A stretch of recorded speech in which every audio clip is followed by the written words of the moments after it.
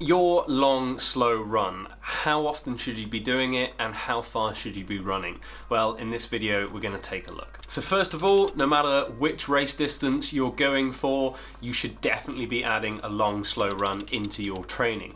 Now, what I'm going to do is we're going to divide this into two categories. We're going to go for above race distance and below race distance. So anything up to a half marathon, your long run is probably going to be longer than your race distance. However, once we go to a marathon and ultras, your long run is probably not going to be quite race distance, it's going to be slightly less. So, dividing it into those two, let's look at the first category, which is up to a half marathon. So if you're training for, let's say, 800 meters or a fast mile time, your long run might want to be sort of 5 to 8 miles. Now, this is a good target to go for. It's definitely a lot longer than what you're aiming for. However, over this you could get in a lot of good recovery and a lot of mental training. For a 5k or a 10k, you'll be looking between 8 and 15 miles, closer to 15 for the 10k and probably closer to 10 for the 5k.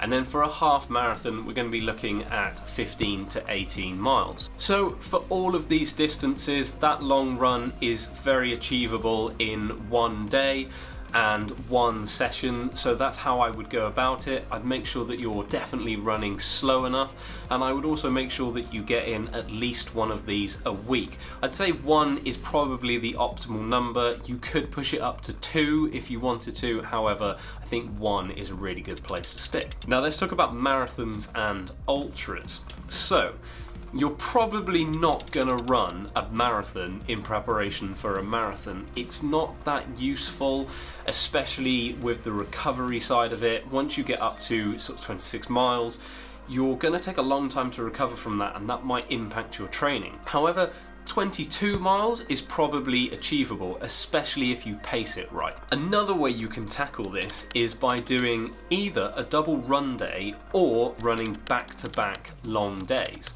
So you might do maybe 15 miles one day and then 10 miles the next. This is extremely useful for ultras as well.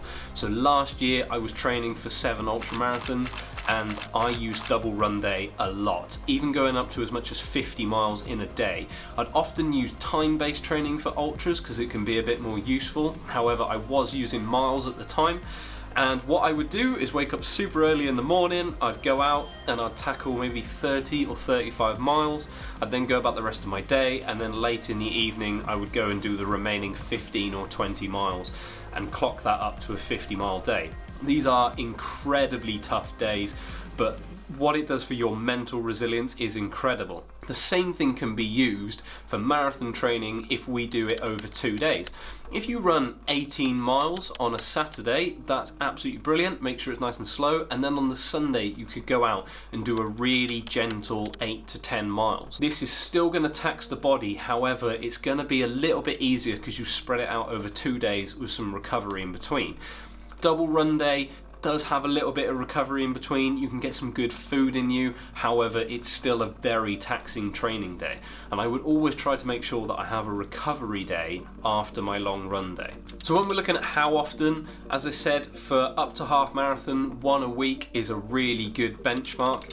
For marathons and ultras, 2 a week can be really useful, especially if they're back-to-back. That's a really good way to train. If you're going for really extreme ultras, the sort of 200-mile plus range, then you might want to do 1 earlier in the week, and then even on the weekend, then do back-to-back days. It's all about time on feet to build as much endurance as possible and build that mental resilience. So as much as you can get, as slow as you can go, as easy as you can make it, but just making sure you get that time on your feet is really going to take you a long way for these really big distances. So I've said a lot about making sure that you keep these long runs slow enough. So if you want some tips on how to do that, then click on this video up here.